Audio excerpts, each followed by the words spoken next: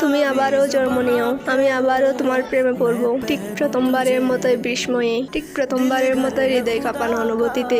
সময়ের সব হিসেব বলে আমি আবারও তোমার চোখের গভীরে হারিয়ে যাব, আবারও তোমার নামকে আমার সমস্ত প্রার্থনার শেষে জুড়ে দিব।